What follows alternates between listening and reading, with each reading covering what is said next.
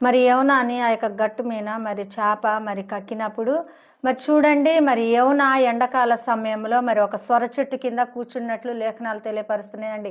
అంతలోనే నీడిచ్చిన ఆ సొర చెట్టులో ఒక పురుగు పడి మొత్తం ఆకులన్నీ కూడా మరి తినేసినట్లుగా లేఖనాలు తెలియపరుస్తున్నాయి.